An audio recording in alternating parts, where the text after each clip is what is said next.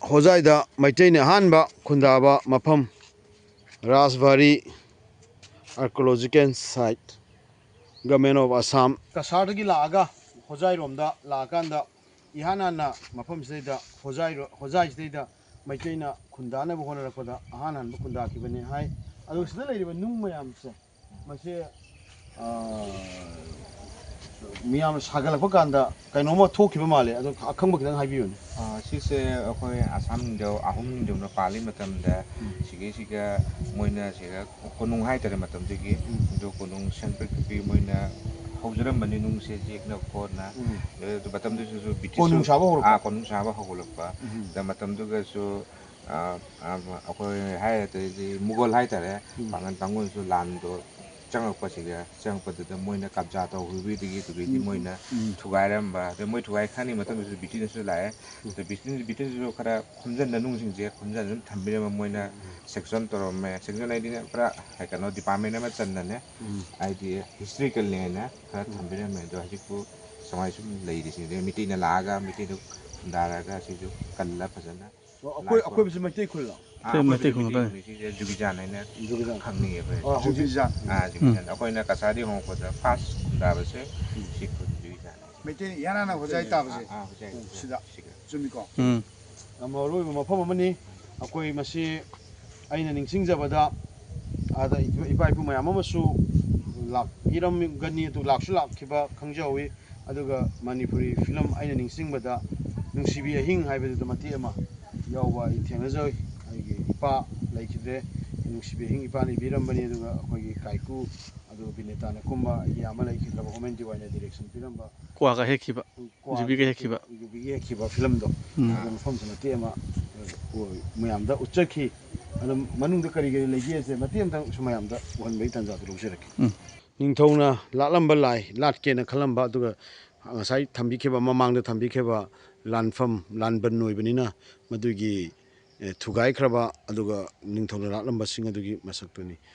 Mayamda Mukana Ningsing Zage, young Bidibasit to Mina, Labadi, Nuaite, Aduna Ikoi Mayam, the Kangan Janabagitama Zabani, Mitaina, Yananba, Kundaramba, Lamadu,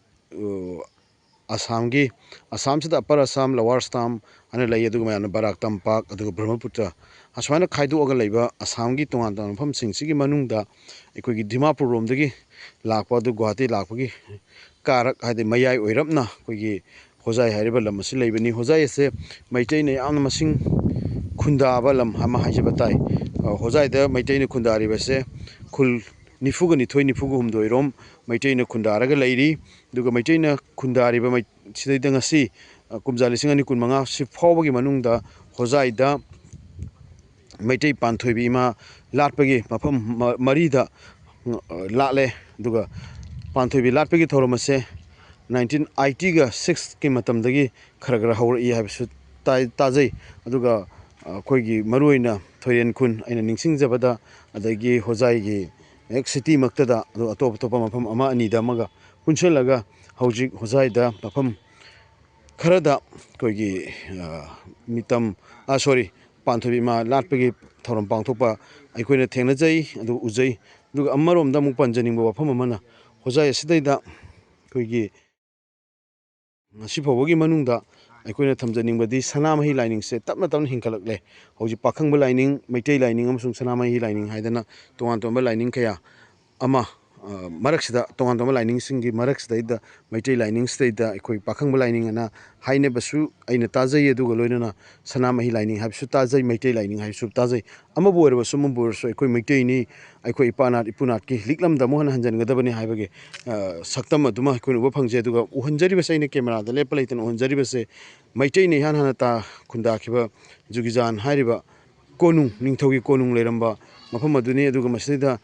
No sure Tasalaketa or Queen Angapa Nungi Angapa Satamka Manusida Upangiduga. May take a meeting in a paiva. Archaeology department Makar Legion committee maintain a pile. It doesn't pile in my take with the Sinaviva. I said, was Amelie Jimo Laibagina. See the more like Shungi. Bijikan hujan masigisu khuramba numit ama layebako masih Shivratri. Shivratri numit Bijikan melai dan teman-teman kan. o Jogizan mela aidana Jogizan mela aidana noma lay amuga kan haji gi adugi numitu dadi mafam singna saina bangamdana mina telle aikoina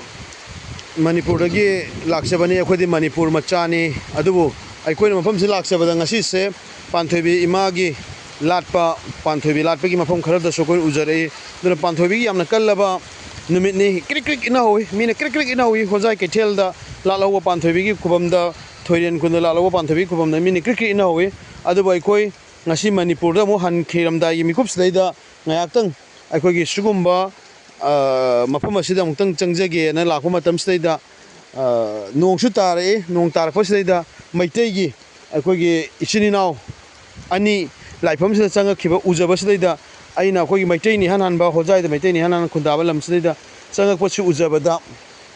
nungai basu fawe adugi saktam aduni aduga mafam sida leiriba laisang ama lei laisang sida maitei gi phani set pasida maitei nupi soi oiramani aduga maitei gi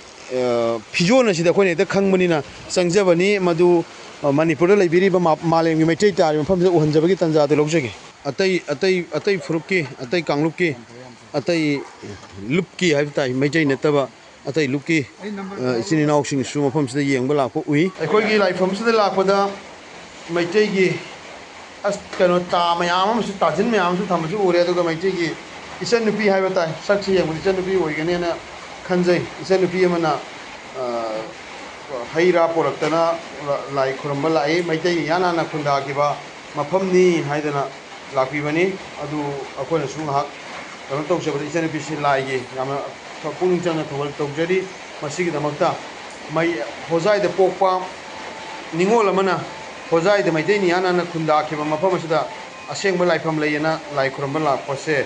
aikoi puning su nungai ba phawje